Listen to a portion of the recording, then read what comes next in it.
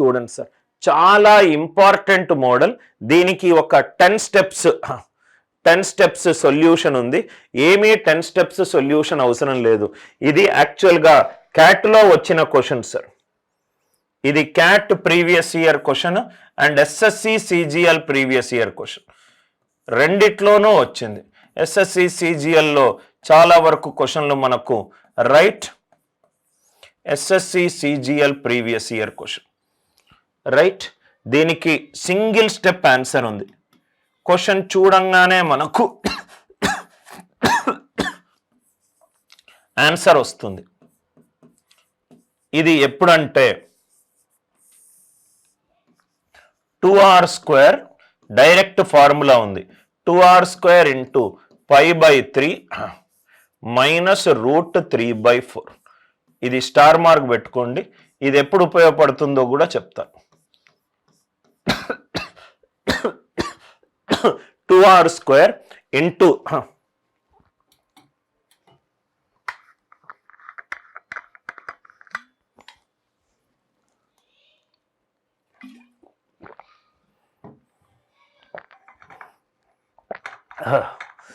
1 minute sir. చాలా important concept sir.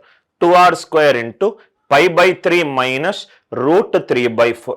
Star mark పెట్టుకోండి sir. Very very important concept. ఇది concept. ఇది ఎప్పుడు ఉపయోగపడుతుందంటే, రెండు సేమ్ వ్యాసార్థాలున్న రెండు వృత్తాలు ఉన్నాయి. దీనికి సెంటర్ C1. ఈ సెంటర్ C1 గుండాగా ఇంకో వృత్తం గీసాను. అది ఈ మొదటి వృత్తము రెండో వృత్తానికి సెంటర్ C2. చూడండి సార్, ఇది మొదటి వృత్తము. ఈ మొదటి వృత్తానికి సెంటర్ ఇది C1. దాని మీదుగా నేను రెండో వృత్తం గీసాను. రెండో వృత్తం యొక్క సెంటర్ C2. అది మొదటి వృత్తం మీద పోతుంది. సో ఇది క్వశ్చన్ చూడండి సార్. రైట్. సో ఇదేమో వ్యాసార్థము, ఇదేమో వ్యాసార్థము, ఇది వ్యాసార్థము, ఇది వ్యాసార్థము. రైట్. సో మనము area of the intersecting region ఇవన్నీ కనుక్కోవాలి. మనకేం చేయండి అంటే, రైట్, ఇది ఐసోసెలస్ ట్రయాంగిల్ అని పెద్ద ఒక 10 స్టెప్పులు వేస్తే మనకు ఆన్సర్ వస్తుంది. ఒక వృత్తం ఉంది, ఆ వృత్తం మీదుగా ఇంకో వృత్తం ఉంది. మొదటి వృత్తం యొక్క సెంటర్ మీద నుంచి రెండో వృత్తం వెళ్తుంది. రెండో వృత్తం యొక్క సెంటర్ నుంచి మొదటి వృత్తం వెళ్తుంది. అలా వెళ్ళినప్పుడు ఆ area of the intersecting region, ఏదైతే ఇంటర్సెక్టింగ్ రీజియన్ ఉందో అది కనుక్కోవడానికి సింగిల్ స్టెప్ ఆన్సర్ ఏంటంటే 2r² ఇంటూ π/3 మైనస్ √3/4. మామూలుగా చెయ్యాలి అని అంటే ఇక్కడ చూడండి సార్, ఇది వ్యాసార్థము, ఇది 30, ఇది 30. అంటే ఇది ఐసోసెలస్ ట్రయాంగిల్. అంటే ఇది పర్పెండిక్యులర్ బైసెక్టర్. ఇది 90, ఇది 60, 30, 60, 90, 30, 60, 90. ఇదేమో 30. దాని నుంచి ఇది కనుక్కుంటాం, ఇది కనుక్కుంటాం. ఐసోసెలస్ ట్రయాంగిల్ ప్రాపర్టీ నుంచి మనకు ఆన్సర్ వస్తుంది. అంత చెయ్యాల్సింది లేదు. చాలా ఇంపార్టెంట్ కాన్సెప్ట్. మొదటి వృత్తం యొక్క సెంటర్ నుంచి రెండో వృత్తం వెళ్తుంది. రెండో వృత్తం యొక్క సెంటర్ నుంచి మొదటి వృత్తం వెళ్తుంది. వెళ్ళినప్పుడు ఇంటర్సెక్టింగ్ రీజియన్ యొక్క ఏరియా, ఇంటర్సెక్టింగ్ రీజియన్ యొక్క ఏరియా ఏంటి sir? 2r² into π/3 minus √3/4. Radius ఎంత ఇచ్చాడు ఇక్కడ? 30. 30² అంటే 900 ఇంటూ π/3 మైనస్ √3/4. 10 సెకండ్లో అయిపోతుంది. కాన్సెప్ట్ మీకు తెలుస్తే ఇది మల్టిప్లై చేస్తే 300s are 900, 300 2s are 600. Answer 600 pi minus 2 1s are 2 2s are 2 450s are 600 pi minus 450 √3. Answer ఏంటి సార్? 600 pi minus 450 √3. సో ఈ క్వశ్చన్కి answer option number 4, 600 pi minus 450 √3. చాలా ఇంపార్టెంట్. స్టార్ మార్క్ పెట్టుకోండి సార్. 2r² into π/3 minus √3/4. ఈ వృత్తాలలో SSC సిజిఎల్లో ఒక 12 నుంచి 16 concepts ఉన్నాయి. కుదిరితే నేను next week advanced level problems in సర్కిల్స్లో ఆ 16 కాన్సెప్ట్స్ ఎక్స్ప్లెయిన్ చేస్తాను సార్. దాంట్లో 4దో 5దో ఈ concept. So 2r² into π/3 minus √3/4 direct single step answer. Direct single step answer. ఈ క్వశ్చన్ వచ్చేసరికి రైట్ మనకు దేని నుంచి ఉంది సార్? సింపుల్ ఇంట్రెస్ట్ నుంచి ఉంది. ఇది సింపుల్ ఇంట్రెస్ట్ నుంచి ప్రాబ్లం, సాధారణ వడ్డీ. ఇదేమో సర్కిల్స్ నుంచి ప్రాబ్లం, ఇదేమో సర్కిల్స్ నుంచి ప్రాబ్లం, ఇదేమో ఆల్జీబ్రా నుంచి ప్రాబ్లం. ఒక్కొక్క క్వశ్చన్ ఒక్కొక్క వెరైటీ సార్. ఆల్జీబ్రా నుంచి, ఇది దేని నుంచి? ఆల్జీబ్రాయిక్ ఐడెంటిటీస్ నుంచి, ఆల్జీబ్రాయిక్ ఐడెంటిటీస్ నుంచి, ఆల్జీబ్రాయిక్ ఐడెంటిటీస్ నుంచి. ఒక్కొక్క క్వశ్చన్ ఒక్కొక్క మోడల్ సార్. ఫస్ట్ క్వశ్చన్ ఏమో ఆల్జీబ్రాయిక్ ఐడెంటిటీస్ నుంచి, సెకండ్ క్వశ్చన్ ఏమో ఆల్జీబ్రా నుంచి, థర్డ్ క్వశ్చన్ ఏమో సర్కిల్స్ వృత్తాల నుంచి, ఫోర్త్ క్వశ్చన్ సింపుల్ ఇంట్రెస్ట్ మీద. రైట్, క్వశ్చన్ చదువుదాం. ఒకరి దగ్గర అప్పు తీసుకున్నాను. అప్పు 7 సంవత్సరాల తర్వాత, అప్పు 7 సంవత్సరాల తరువాత ఎంత అయింది? 15,500 అయింది. తీసుకున్న అప్పు నాకు తెలియదు పి, కానీ 7 సంవత్సరాల తర్వాత మాత్రము మొత్తం ఎంత అయింది? 15,500 అయింది. అది ఫస్ట్ స్టేట్మెంట్. అర్థమైంది. ఎంత వడ్డీ శాతానికి? 30% వడ్డీ శాతానికి, 30% వడ్డీ శాతానికి. అయితే దీనికి తీసుకున్న సింపుల్ ఇంట్రెస్ట్ ఎంత? దీనికి తీసుకున్న రైట్ వడ్డీ రూపాయలలో ఎంత? రెండు రకాలుగా సాల్వ్ చేయొచ్చు. లాజికల్గా ఆలోచిస్తే వడ్డీ అనేది ఏంటి సార్? వడ్డీ శాతము ఇంటూ టైం పీరియడ్, వడ్డీ శాతము into time period into principal. Simple interest అనేది పి ఇంటూ టీఆర్ పర్సంటేజ్. అంతే కదా సార్? ఇక్కడ టీ ఏముంది? 7, అంటే ఇది పి ఇంటూ 7 ఇంటూ 30%. 30%. ప్రిన్సిపల్ ఎంతనో మనకు తెలియదు, తెలియాల్సిన అవసరం కూడా లేదు ఈ క్వశ్చన్కి. 7 అనేది ప్రధాన సంఖ్య, ఆన్సర్ 7 తోటి డివైడ్ అవ్వాలి. 30లో 3 అనే ప్రధాన సంఖ్య దాగుంది, కాబట్టి ఆన్సర్ 7 తోటి 3 తోటి డివైడ్ అవ్వాలి. ఇది 3 తోటి డివైడ్ కావట్లేదు, ఇది ఎట్లయినా కాదు. ఫైనల్గా 7 సంవత్సరాల తర్వాత మొత్తమే 15,500 అవుతే రైట్, వడ్డీ 1,47,000 ఎట్లా అవుతుంది సార్? వడ్డీ 1,47,000 అవుతే అమౌంట్ ఎప్పుడూ కూడా ఎస్ఐ కంటే ఎక్కువ. ఫైనల్ మొత్తం ఎప్పుడూ కూడా ఎస్ఐ కంటే ఎక్కువ.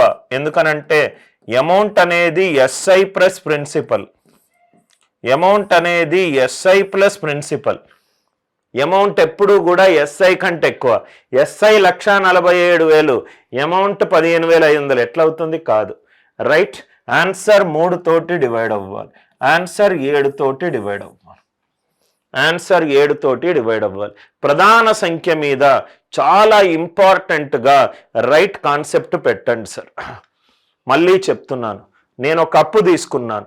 7 సంవత్సరాల తరువాత 30% వడ్డీ శాతంతో ఒక పర్సన్కి మొత్తము 15,500 ఇచ్చాను.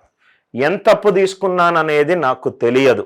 అయితే ఈ 7 సంవత్సరాల్లో నేను ఇచ్చిన వడ్డీ రూపాయలలో ఎంత? వడ్డీ రూపాయలలో ఎంత?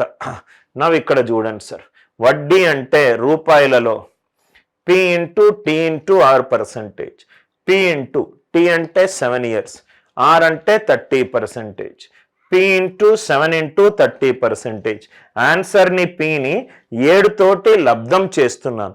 7 అనేది ప్రధాన సంఖ్య, అంటే ఆన్సర్ 7 తోటి భాగాహారింపబడుతుంది. 30లో 3 అనే ప్రధాన సంఖ్య ఉంది, 3 తోటి భాగింపబడుతుంది. ఆన్సర్ 7 తోటి భాగింపబడాలి, 3 తోటి భాగింపబడాలి. 7 3 తోటి భాగింపబడే ఒకే ఒక్క option 3. Are you all with మీ?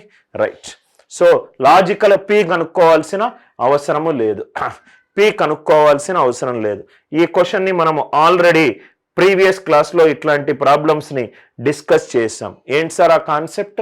క్వశ్చన్లో చరరాశులు ఉన్నాయి, క్వశ్చన్లో చరరాశులు ఉన్నాయి, క్వశ్చన్లో చరరాశులు ఉన్నాయి, ఆన్సర్లో కూడా చరరాశులు ఉన్నాయి. క్వశ్చన్లో చరరాశులు ఉన్నాయి, ఆన్సర్లో చరరాశులు ఉన్నాయి. ఇలా ఉన్నప్పుడు మనము యూజ్ చేసే కాన్సెప్ట్ ఏంటి సార్? సబ్స్టిట్యూషన్.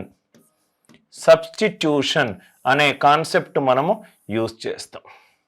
సబ్స్టిట్యూషన్ అనే కాన్సెప్ట్ మనము యూజ్ చేస్తాం. ఆర్ యు ఆల్ విత్ మీ? నవ్వు ఇక్కడ చూడండి సార్, చాలా ఈజీ. ఎక్స్ బదులు 1 పెట్టుకోండి, వై బదులు 1 పెట్టుకోండి. 1 + 2 3 క్యూబ్ ప్లస్ 1 - 2 -1 క్యూబ్.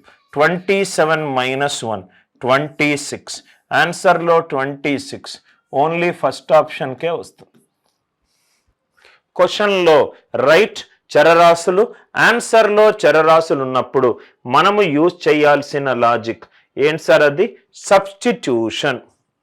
సబ్స్టిట్యూషన్ నేను చెప్పాను ప్రీవియస్ క్లాస్లో, ఇట్లాంటి సిమిలర్ ప్రాబ్లమ్స్ ఉన్నప్పుడు సబ్స్టిట్యూషన్ యూజ్ చేయాలి. మీరు కొన్ని ఈజీగా థర్డ్ అండ్ ఫోర్త్ ఆప్షన్ ఈజీగా డిలీట్ చేయొచ్చు. y0 పెట్టుకున్నాం అనుకోండి, ఇది x³ అయింది. y0 పెట్టుకున్నాం అనుకోండి, ఇది కూడా x³ అయింది. x³ + x³ ఎంత? 2x³. ఇక్కడ 2x³ లేదు, ఇక్కడ 2x³ లేదు, ఇక్కడ 2x³ లేదు. Are you all with me? Right. I hope the idea it is one very much clear to you. Right? Y బదులు 0 పెట్టుకుంటే మనకు థర్డ్ ఆప్షన్ ఫోర్త్ ఆప్షన్ చూడంగానే డిలీట్ అయిపోయింది. ఆర్ x బదులు 1, y బదులు 1 పెట్టుకుంటే 3³ - 1³ 27 - 1 ఎంత? 26. Logic clear? నెక్స్ట్ వన్, ఇక్కడ కూడా సేమ్ అదే. నౌ ఈ క్వశ్చన్ని మనం ఏమంటామంటే సిమెట్రిక్ ఫంక్షన్ అని అంటాం. Symmetric function. Symmetric function. Symmetric function. Symmetric function. Sir symmetric function అంటే ఏంటి సార్? ఇప్పుడు సపోజ్గా ఒక ఈక్వేషన్ ఉంది. f(x, y) is x² + y² + xy. x² + y² + xy. x బదులు y పెట్టుకున్నా, y బదులు x పెట్టుకున్నా సమీకరణం చేంజ్ అవ్వదు. దాన్ని మనము సిమెట్రిక్ ఫంక్షన్ అని అన్నాం. x బదులు y పెట్టుకున్నా, y బదులు x పెట్టుకున్నా ఫంక్షన్ చేంజ్ అవ్వదు. Function will not change. Function won't change. x బదులు y పెట్టుకున్నా, y బదులు x పెట్టుకున్నా ఫంక్షన్ చేంజ్ అవ్వదు. దాన్ని మనం ఏమన్నామంటే సిమెట్రిక్ ఫంక్షన్ అన్నాం. క్వశ్చన్ చూడండి సార్ ఒకసారి. క్వశ్చన్లో ఏమిచ్చాడు? x² + y² + z² is equivalent to xy + yz + zx. xy + yz + zx. ఈ సమీకరణం చూడండి sir. x² + y² + z² is xy + yz + zx. x బదులు y పెట్టుకున్నా, y బదులు z పెట్టుకున్నా, z బదులు x పెట్టుకున్నా ఆన్సర్ చేంజ్ అవ్వదు. ఈ ఫంక్షన్ అనేది చేంజ్ అవ్వదు. x బదులు y పెట్టుకుంటున్నా, y బదులు z పెట్టుకుంటున్నా, z బదులు x పెట్టుకుంటున్నా, x బదులు y, y బదులు z, y బదులు z, z బదులు x, z బదులు x, x బదులు y. సేమ్ అదే వచ్చింది కదా సార్? రైట్. సో మనకు ఇచ్చిన క్వశ్చన్లో, రైట్ ఇచ్చిన క్వశ్చన్లో ఇది సిమెట్రిక్ ఫంక్షన్, ఇది సిమెట్రిక్ ఫంక్షన్, ఇది సిమెట్రిక్ ఫంక్షన్. సిమెట్రిక్ ఫంక్షన్ అంటే ఏంటంటే x బదులు y పెట్టుకున్నా, ఎన్ని చరరాశులు ఉంటే అన్ని, ఒకదాని బదులు ఇంకోటి పెట్టుకున్నా మనకు ఆన్సర్, ఆ ఈక్వేషన్ అనేది మారదు. సిమెట్రిక్ ఫంక్షన్లో మనం బెస్ట్ చేయాల్సింది x1, y1, z1. సబ్స్టిట్యూట్ చేసుకుంటే మనకు ఆన్సర్ వస్తుంది. ఎందుకు సబ్స్టిట్యూషన్ చేసుకుంటున్నాం సార్? క్వశ్చన్లో